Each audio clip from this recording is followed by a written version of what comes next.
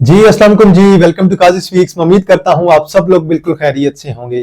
तो आज हमारे पीएसएक्स के बेसिक कोर्स का लेक्चर नंबर 43 है, जो कि हमारा बिल्कुल लास्ट लेक्चर होने वाला है। और आज का लेक्चर बड़ा इंपॉर्टेंट है क्योंकि मैंने आपको कहा था कि जो भी आप लोगों के क्वेश्चन होंगे वो हम जो है इसमें लाजमी डिस्कस करेंगे। तो ये मेरे पास कुछ लिस्ट है, जो आप लोगों के क्वेश्चन थे वो मैंने नोट डाउन कर लिए थे। इनमें से जो मेजर क्वेश्चन थे ना आपके, उनका मैं आपको ऑलरेडी जवाब जो है दे चुका हूं। ऑलरेडी पूरे कोर्स में वो सारी चीजें मैंने ए टू जी डिस्कस की हुई हैं, लेकिन स्टिल जो है कुछ ऐसे जो है वो सवालात मौजूद हैं जो मुझे भी लग रहा है कि शायद इनमें से कोई चीजें मिस हुई हैं। तो ये बहरहाल थोड़े साइकोलॉजी के रिलेटेड भी इसमें से क्वेश्चन आ जाते हैं। तो चलें जी, वीडियो स्टार्ट करने से पहले अगर आप मेरे चैनल पर नए हैं, आप लोग मेरे चैनल को सब्सक्राइब कर सकते हैं, वीडियो को लाइक कर सकते हैं और बेल आइकन को लाजमी आप लोग प्रेस कर सकते हैं। तो चलें जी, पहला जो हमारा सवाल है वो ये है कि सरमाया की जो वेबसाइट है उसका फायदा क्या है। अरे फायदा बस ये है कि जब आप उनकी वेबसाइट को विजिट करेंगे, वहां पे ईपीएस वहां पे मेंशन होगी, सेल्स उनकी मेंशन होगी और हर चीज डिटेल में मेंशन होगी कि यार उनका सेल्स का जो चार्ट है, जो सेल्स का ट्रेंड है वो कैसा जा रहा है, प्रॉफिट्स का ट्रेंड जो है वो कैसा जा रहा है, नेट प्रॉफिट उनके कितने आ रहे हैं और डिविडेंड का उनका ट्रेंड ओवरऑल पास्ट का क्या जा रहा है। तो वो सारी चीजें आपको डिटेल में मेंशन होती हैं। तो उसे देखकर आपको जो है वो फैसला करना आसान हो जाता है कि यार अब जो है हमें इस शेयर को लॉन्ग टर्म में रखना चाहिए कि नहीं, और इस साल की इससे हम क्या एक्सपेक्टेशंस हैं हमारी और क्या एक्सपेक्ट कर सकते हैं, डिविडेंड कितना आ सकता है। तो ये सारी चीजें जो है मैटर करती हैं, तो उससे आप एक आइडिया अच्छा ले सकते हैं। तो नेक्स्ट सवाल है जी कि ईपीएस जो है वो शेयर की जो है वो अच्छी जा रही है, लेकिन शेयर आपका साइडवेज चल रहा है। भाई ने ग्लेक्सो की एग्जांपल दी है। अब देखें, चाहे कुछ भी हो जाए, आपके फार्मा सेक्टर की सेल्स कम नहीं होने वाली है, चाहे जंग हो जाए और कुछ भी हो जाए, कुछ भी कंडीशन ऐसी आ जाए, वार की कंडीशन भी आती है, लेकिन फिर भी जो हमारा फार्मा का सेक्टर है उसने चलना ही चलना है।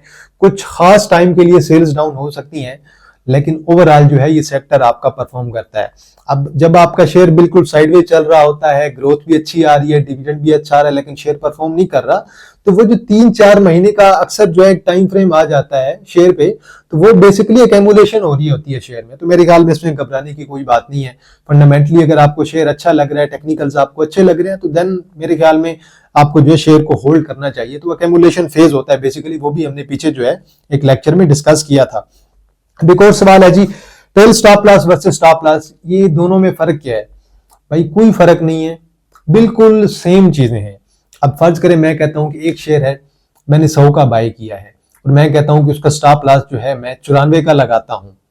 तो अब मुझे 6 रुपए पर शेयर के लिहाज से जो है लॉस हो रहा है। अब अगर मैं 94 पे स्टॉप लॉस लगाऊंगा तो वो बेसिकली मुझे जो है 6 रुपए का लॉस करा रहा है। अगर वो शेयर मेरा लॉस में सेल होगा तो 6 रुपए पर शेयर के लिहाज से, लेकिन अगर वही 100 रुपए वाला शेयर जो मैंने 100 पे बाय किया है वो 110, 115, 120 और करते करते 130 पे चला जाता है।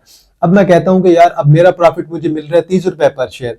अब मैं कहता हूं कि यार इसका स्टॉप लॉस मैं लगाता हूं 119 का, कि ऐसे ना हो कि 119 को ब्रेक कर दे और देन करते करते दोबारा 110 पे रह जाए, जहां मुझे 30 रुपए का प्रॉफिट आ रहा था और वहीं पे एंड पे पता चले कि मेरा प्रॉफिट जो है वो 10 रुपए का रह गया है और मैं फिर भी उसे होल्ड किए रखूं, तो पता चले मैं जो है जीरो प्रॉफिट जीरो लॉस पे आ गया हूं। जहां पे मुझे 30 आरएस पर शेयर का प्रॉफिट हो रहा था, अब मुझे जो है प्रॉफिट जो है वो 10 रुपए पर शेयर का हो रहा है। तो ये ट्रेल स्टॉप लॉस का बेसिकली कॉन्सेप्ट है कि आपका जो प्रॉफिट है उसे जो है कम होने से आप लोग बचाते हैं इसे। बाकी एक और सवाल भी था कि स्टॉप लॉस जो है वो लगाते कैसे हैं। अब देखें, स्टॉप लॉस सिंपल सा तरीका है और सिंपल सा कॉन्सेप्ट है। कुछ लोगों को ये लगता है कि एक शेयर हमने 100 पे बाय किया, मैं आपको एग्जांपल से बता रहा हूं, और अब शेयर का टारगेट मेरा 110 है और स्टॉप लॉस मेरा 94 का है, तो मैं जो शेयर का एक सेल प्राइस है वो मैं 110 लगा देता हूं और नीचे जो स्टॉप लॉस की प्राइस है वो मैं जो है 94 लगा देता हूं। तो इस तरह से मेरी ट्रेड जो है वो एग्जीक्यूट होगी। अगर 110 पे जाएगा तो प्रॉफिट में सेल हो जाएगा, अगर नीचे आएगा तो 94 पे मेरा लॉस के साथ सेल हो जाएगा। ऐसे नहीं होता है बिल्कुल भी। वो जो आप 94 और 110 की लिमिट लगा रहे हैं ना, उस लिमिट के दरमियान आपका शेयर मूव कर रहा है और वो फौरी मार्केट रेट पे सेल हो जाएगा। अब स्टॉप लॉस लगाने का तरीका थोड़ा अलग है। आपने सेल करना है, सेल पे क्लिक करना है, देन आप लोगों ने स्टॉप लॉस पे क्लिक करना है। देन आपको दो प्राइसेस आ रही होती है, एक आपके पास प्राइस होती है, एक आपके पास प्राइस लिमिट होती है या प्राइस रेंज कह लें।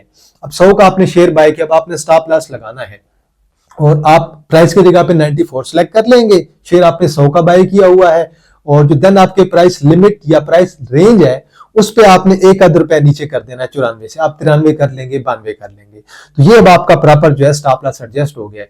अगर आप ऊपर वाली टारगेट वाली भी लिमिट लगाएंगे ना तो शेयर तो मार्केट रेट पे आपका जो है वो सेल हो जाएगा फौरी तौर पे, चाहे जो भी रेट चल रहा हुआ। तो ये चीज आप लोगों ने लाजमी देख लेनी है कि आप लोग टारगेट और स्टॉप लॉस दोनों इकट्ठे कभी भी नहीं लगा सकते हैं। आगे चलते हैं जी। और एक और जो है हमारा जो है बड़ा इंपॉर्टेंट सवाल है कि कमीशन हो गया, सीजीटी हो गया, एनसीसीपीएल के चार्जेस, इन्हें कैसे मैनेज किया जाए। यार एनसीसीपीएल के चार्जेस बहुत कम होते हैं और जो आपकी अच्छी ब्रोकरेज फर्म है एकेडी, आरिफ हबीब, के ट्रेड, मुनीर खानानी, इनके चार्जेस बहुत कम होते हैं। इनका कमीशन भी बहुत जो है नॉर्मल सा होता है। और मैंने इस पे जो है मेरे ख्याल में लेक्चर नंबर 33 एक बनाया है, उस पे मैंने आपको रिकॉर्ड रखने का प्रॉपर तरीका बताया है कि इन्वेस्टिफाई पे ऐप पे जाके आप लोगों ने कैसे अपना कमीशन रिकॉर्ड करके रखना है कि यार ये शेयर मैंने बाय किया है, इस पे इतना कमीशन लगा है, इतना डिविडेंड मिला है। तो वहां पे आप लोग जो है अपना इजीली रिकॉर्ड रख सकते हैं। वहां पे अपना पोर्टफोलियो आप बनाएंगे और जो भी आप ट्रेड लेंगे इन्वेस्टमेंट की या जो भी आप लेते हैं ट्रेड, शॉर्ट टर्म की, लॉन्ग टर्म की, वो आप वहां पे रिकॉर्ड कर लेंगे और देन ये आपका रिकॉर्ड बिल्कुल सही रहेगा। ये रिकॉर्ड करना भी जरूरी होता है। इन्वेस्टिफाई जो है करंटली एक अच्छा ऑप्शन है, आप उसे यूज करें। अदरवाइज अगर आप जो है वो इन्वेस्टिफाई ऐप को यूज नहीं कर सकते हैं तो देन आप जो है किसी डायरी पे लिख लें, या फिर एक और इसका जो है अच्छा सोल्यूशन है, आप अपना लैपटॉप पे एक्सेल की एक शीट बना लें। एक्सेल की शीट में जाके आप लोग जो है डेटा रिकॉर्ड करते जाएं, आज मैंने जो है ये बाय किया है, इतना कमीशन लगा है और टोटल वैल्यू उसकी इतनी बनी है, टोटल पोर्टफोलियो अब मेरा इतना होगा। ये आपके डेली के 5 से 10 मिनट का काम होगा। जो भी आपने शेयर बाय कर लिया है आप उसे डेटा उसका रिकॉर्ड कर लें और जैसे ही आपने सेल किया है आप वहां से एंट्री को माइनस कर दें। आगे चलते हैं जी। Why exit before ex date. अब देखें ये बड़ा इंपॉर्टेंट सवाल है, वाई एग्जिट बिफोर एक्सिट। अरे भाई जो शॉर्ट टर्म में काम कर रहे हैं, जो स्विंग में काम कर रहे हैं, वो तो एग्जिट करेंगे ना लाजमी। अब जो लॉन्ग टर्म के इन्वेस्टर हैं, जो 5 साल 10 साल में शेयर को ले रहे हैं, उन्हें तो कोई बेचने की जरूरत नहीं है, वो तो चुप करके पड़ा रहे। अब आप कहते हैं कि आप लोगों ने फौजी सीमेंट जो है रख लिया है, फौजी फर्टिलाइजर रख लिया है, आपने मीजान बैंक रख लिया है, यूबीएल रख लिया है, एचबीएल रख लिया है, तो मेरे ख्याल में तो आपको वो सेल करने की जरूरत ही नहीं है 5-10 साल के लिए। जब आप लॉन्ग टर्म में चीजों को देख रहे हैं तो देन ये कॉन्सेप्ट आपका फॉलो नहीं होगा। हाँ, कुछ खास ऐसे स्क्रिप्ट हैं, कुछ खास स्क्रिप्ट जो एक्स डेट के बाद उन्हें बहुत मार पड़ती है। उनमें से पीओएल आपका एक है, देन और भी कुछ शेयर्स हैं जैसे कि आपके जो है मुडारबाज में 2-3 कंपनियां हैं, वो डिविडेंड आपको अच्छा देती हैं, लेकिन उन्हें जो है एक्स होने के बाद फौरी मार भी पड़ती है। इसके अलावा मैं भी देख रहा था डीओएल, डोल डेस्कोन ऑक्सीकेम लिमिटेड, उसे भी मार पड़ी है, पीओएल को अच्छी मार पड़ी है। तो एक्स के बाद जो है मार पड़ती है, लेकिन लॉन्ग टर्म के लिए ये चीज आपकी जो है वैलिड नहीं होती है। हाँ, जो बंदा शॉर्ट टर्म में काम कर रहा है तो वो इस चीज को लाजमी फॉलो करेगा, क्योंकि एक्स डेट के बाद मोस्टली चांसेस होते हैं कि शेयर को मार पड़ेगी। जितना आपका डिविडेंड होता है ना, अगले दिन जब एक्स होगा शेयर उतनी प्राइस पे जो है वो नीचे ओपन होगा और उससे नीचे भी जाने के चांसेस होते हैं। और ये स्क्रिप्ट टू स्क्रिप्ट डिपेंड करता है, किस स्क्रिप्ट को कम मार पड़ती है और किसी स्क्रिप्ट को ज्यादा मार पड़ती है। चलें जी, स्टॉप लॉस लगाने का मैंने आपको तरीका बता दिया। डिफॉल्टर शेयर्स के, जो डिफॉल्टर शेयर्स हैं जिन्होंने फीस वगैरह भी नहीं पे की होती है और एजीएम वगैरह भी वो रेगुलर तौर पे जो है मैनेज नहीं कर पाते हैं, फिर भी वो शेयर मूव कर रहे होते हैं, तो मैं आपको दोबारा वही कहता हूं कि जो हमारा पिछला लेक्चर था, लेक्चर नंबर 42, उसमें मैंने आपसे कुछ सवाल किए थे और उन्हीं सवाल के बारे में कि हस्कोल कैसे मूव कर रहा है, क्वाइस आपका कैसे मूव कर रहा है, देन आपके पास ऑयल बॉय एनर्जी है वो कैसे मूव कर रहा है, चकवाल स्पिनिंग मिल लिमिटेड है, एसपीएल है, वो शेयर कैसे मूव कर रहे हैं। तो मेरे भाई जो डिफॉल्टर शेयर्स होते हैं वो अपनी फीस जो है बाद में पे कर देते हैं, देन दोबारा मार्केट में उनमें जो है ट्रेडिंग चल रही होती है। तो ट्रेडिंग एक अलग चीज है। अब देखें, जो आपके फंडामेंटल्स एक्सपर्ट सोच रहे होते हैं, वो सोच रहे होते हैं कि यार ये आपका शेयर डिफॉल्टर है, इसमें काम नहीं करना चाहिए, इसमें लॉन्ग टर्म की ग्रोथ नहीं है। जबकि जो आपके ट्रेडर्स होते हैं ना, उनका भी अपना एक माइंडसेट होता है, वो अपने माइंडसेट के लिहाज से ट्रेड ले रहे होते हैं। अगर किसी कंपनी के रिजल्ट डाउन आ जाते हैं तो कुछ इन्वेस्टर्स उसे बेचेंगे, लेकिन ट्रेडर तो नहीं बेचेंगे ना, ट्रेडर तो नीचे आएगा बाय करेंगे, ट्रेडर तो अपनी ट्रेड लेंगे। तो यही जो है स्टॉक मार्केट की खूबसूरती होती है कि आपके चाहे पेनी शेयर हो, चाहे फंडामेंटली स्ट्रॉन्ग शेयर हो, चाहे कचरा शेयर हो, चाहे डिफॉल्टर शेयर हो, सारे के सारे शेयर्स में जो है अच्छा वॉल्यूम लग रहा होता है और ट्रेड हो रही होती है, और यही मार्केट की खूबसूरती है मेरे लिहाज से। देन फाइनल टर्न कैसे करते हैं, और इसी के बारे में एक और सवाल था कि मैं जितना प्रॉफिट कमाता हूं उससे ज्यादा जो है मुझे जो है वो टैक्स लग जाता है। मेरे भाई आप अगर फाइलर हैं तो फिर तो आप पे टैक्स कम लगेगा ना, तो आप फाइलर हो जाएं, सबसे आसान हल है। आप अपना फाइल रिटर्न करवाएं और देन आप लोग फाइलर हो जाएंगे, देन आप पे टैक्स जो है कम लगेगा और देन आपके लिए मेरे ख्याल में काफी ज्यादा हद तक आसानी हो जाएगी।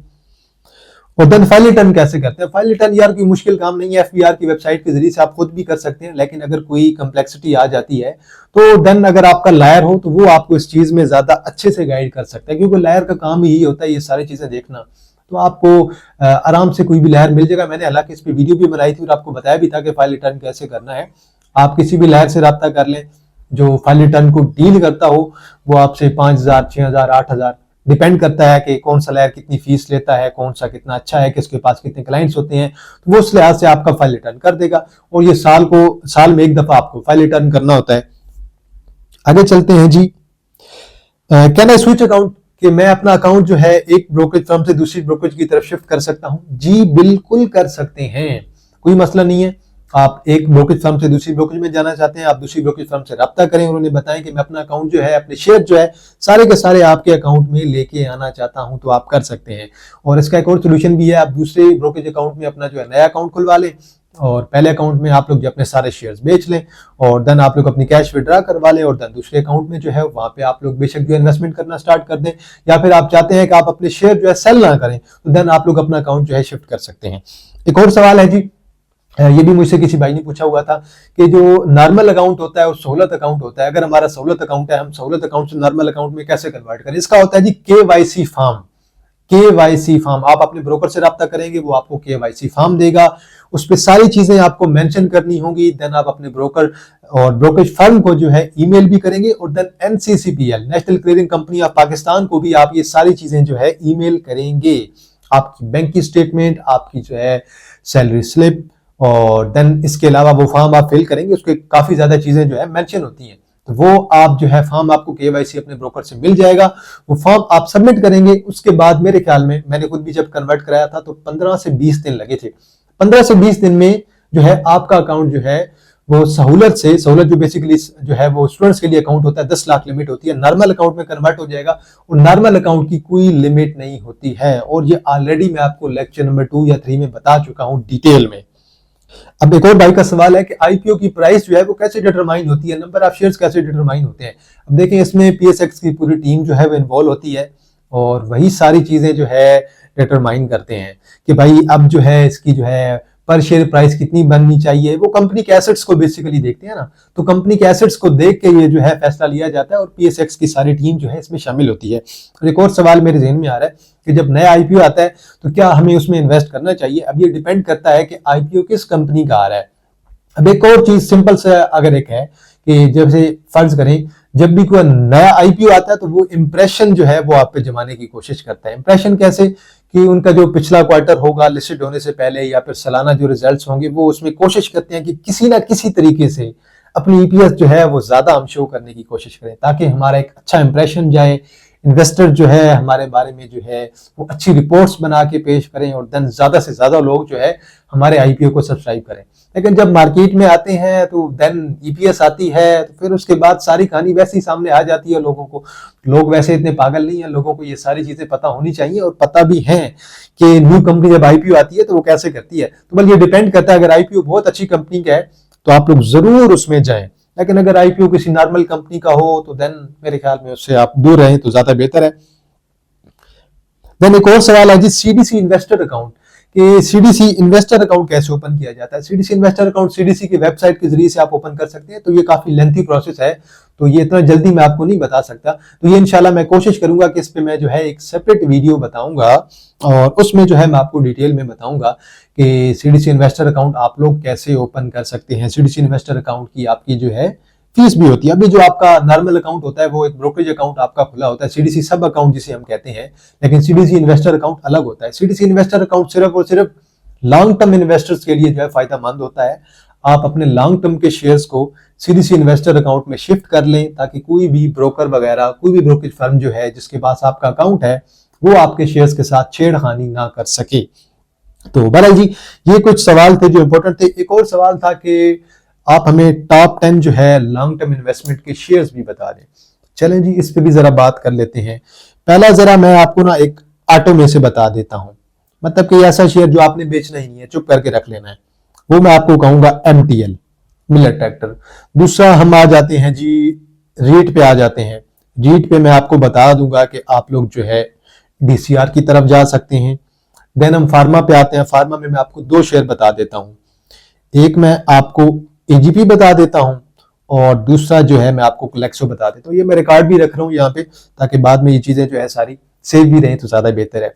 फर्टिलाइजर में मैं आपको जो है दो बता देता हूं, एक मैं आपको जो है एफर्ट बता दूंगा क्योंकि स्ट्रॉन्ग ग्रुप है और एफएफसी बहुत स्ट्रॉन्ग ग्रुप है। और एफर्ट की जो है एंग्रो वालों की स्पेशलिटी ये है कि ये बहुत ही प्योर और साफ ग्रुप है, किसी किस्म के स्कैम में ये इन्वॉल्व नहीं हुए हैं आज तक, तो ये भी आप लोग लाजमी जो है ऐड कर सकते हैं। देन आप आते हैं जी कि केमिकल सेक्टर में, तो केमिकल में आपके पास एक एलसीआई अच्छी अपॉर्चुनिटी है लॉन्ग टर्म में और बहुत अच्छा रेट भी मिल रहा है। और एमटीएल के साथ एक और मैं आपको जो है एजीटीएल भी बता देता हूं कि वो भी आपका लॉन्ग टर्म में बहुत ही अच्छा और सॉलिड स्क्रिप्ट है। 1 2 3 4 5 6 7 8 तकरीबन 8 हमारे पास हो गए। बैंक्स में मैं आपको एक तो जो है मीजान बैंक रिकमेंड करूंगा, एमईबीएल मीजान बैंक, और दूसरा अब ये सारे जो है ना बिल्कुल सेम ही है बैंक्स, आपके बैंक्स में ज्यादा डिफरेंस कोई नहीं है, ये ऑलमोस्ट आपको सेम प्रॉफिट दे रहे हैं।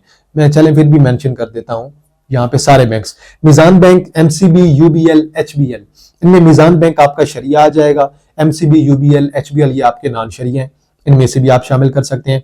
अब हम आ जाते हैं जरा सीमेंट की तरफ। सीमेंट में लकी सीमेंट करंटली मेरे ख्याल में तो बहुत ही एक हाई प्राइस पे मूव कर रहा है करंटली, उसमें तो एंट्री लेना थोड़ी सी बेवकूफी होगी।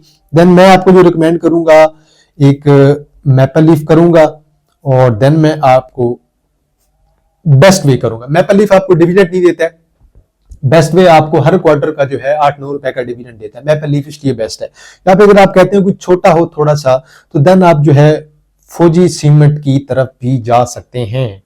तो इसके अलावा अगर आप कहते हैं फूड में से कि फूड में से कोई बताएं, फूड में से भाई कोलगेट का तो कोई मुकाबला है ही नहीं ना, वो लॉन्ग टर्म की एक स्टेबल ग्रोथ है, आप उसे चुप करके रखें, पड़ा रहे सालों साल आपके अकाउंट में। लेकिन इसके अलावा जो है टॉमसल जो है the organic meat company limited, उसमें भी मुझे ओवरऑल जो है एक अच्छा पोटेंशियल नजर आ रहा है कि ये भी जो है आपका लॉन्ग टर्म में बहुत अच्छा परफॉर्म कर सकता है। तो बल ये कुछ 10 से 12 स्क्रिप्ट हैं जो मैंने आपको रिकमेंड किए हैं, ये सारे के सारे लॉन्ग टर्म में बहुत ही अच्छे शेयर हैं। आप इन शेयर को लॉन्ग टर्म में ले सकते हैं, चुप करके रख सकते हैं और डिविडेंड आप लोग इनका लेते रहें। इनमें अब देखें डिविडेंड वाला कौन सा है, एमटीएल डिविडेंड वाला है, एजीटीएल कैपिटल गेन वाला है, DCR capital gain and dividend दोनों देता है, एजीपी डिविडेंड और ग्लैक्सो भी डिविडेंड, मतलब कि कैपिटल गेन तो है ही सही, ये डिविडेंड वाले भी हैं। एफर्ट आपका डिविडेंड वाला भी है, कैपिटल गेन वाला है, एफएफसी भी इसी तरह है, एलसीआई आपका कैपिटल गेन वाला है, डिविडेंड वाला भी है।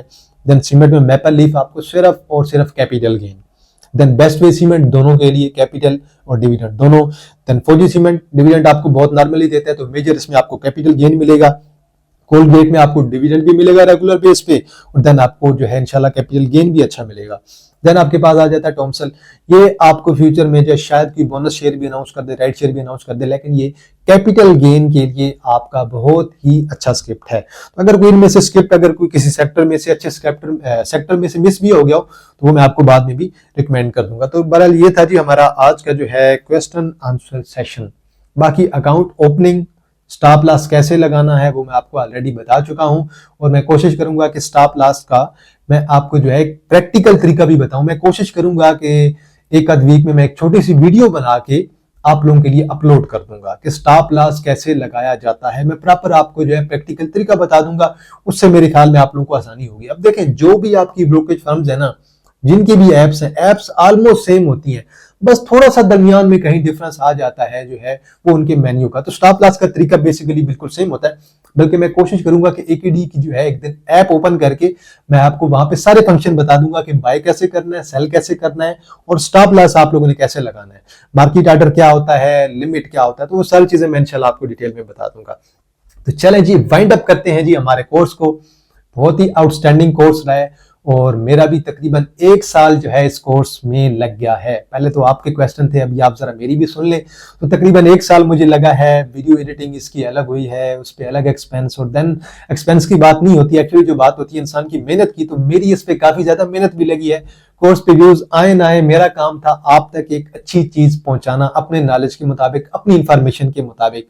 अब आगे आप लोग इससे कितना फायदा उठाते हैं, कितना इसे शेयर करते हैं, अपने दोस्तों के साथ, अपनी फैमिली के साथ, वो आप पे डिपेंड करता है। तो तकरीबन 1 साल का टाइम फ्रेम, तकरीबन 2025 के स्टार्ट से मैंने ये स्टार्ट किया था और अभी 2025 दिसंबर चल रहा है और आज भी मेरे ख्याल में 27-28 तारीख हो गई है। तो ये हमारा साल एंड होने वाला है। तो ये आप देख लें कि पूरा 1 साल मुझे लग गया ये 43 लेक्चर्स बनाने में। इस दौरान मेरे मोबाइल का डेटा भी डिलीट हो गया, मुझे 15 से 20 लेक्चर एंड वाले दोबारा बनाने पड़े।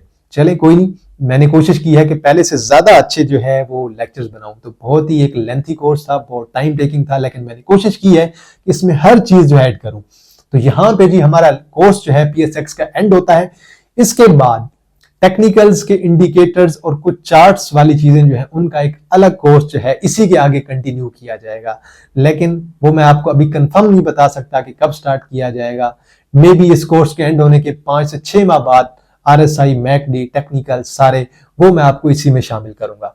तो बहरहाल जी आज के लिए इतना है जी। उम्मीद करता हूं कि आपको काजी स्पीक्स का ये कोर्स बहुत ही अच्छा लगा होगा। अगर अच्छा लगा है आप लोग कमेंट सेक्शन में अपनी राय दें, अगर नहीं लगा तो आप लोग बेशक कमेंट सेक्शन में तब भी अपनी राय दे सकते हैं। इस कोर्स को लाइक करें और वीडियो को लाइक करें, कमेंट सेक्शन में अपनी राय दें, चैनल को सब्सक्राइब करें, कोर्स को अपने दोस्त के साथ, अपनी फैमिली के साथ, सबके साथ शेयर करें ताकि ज्यादा से ज्यादा लोग जो है PSX में आए, इन्वेस्टमेंट करें और PSX को लर्न करें। तो चले जी, इंशाल्लाह जी आप लोगों के साथ दोबारा मुलाकात होगी एक नई वीडियो के साथ, एक नए कोर्स के साथ। तब तक आप लोग अपना ख्याल रखिएगा। अल्लाह हाफिज, फी अमानिल्लाह। अगर आप लोग भी पाकिस्तान स्टॉक मार्केट PSX में ट्रेडिंग करना चाहते हैं तो उसके लिए आप लोग जो है मेरा पेड ग्रुप, प्रीमियम ग्रुप जो है ज्वाइन कर सकते हैं। स्क्रीन पे आप लोगों को मेरा व्हाट्सएप नंबर शो हो रहा होगा। अगर आप मेरा ग्रुप ज्वाइन करना चाहते हैं, इंटरडे ट्रेड करना चाहते हैं, स्विंग ट्रेड करना चाहते हैं, या फिर अगर आप पाकिस्तान स्टॉक मार्केट में इन्वेस्टमेंट करना चाहते हैं तो देन आप लोग मेरा पेड ग्रुप जो है ज्वाइन कर सकते हैं।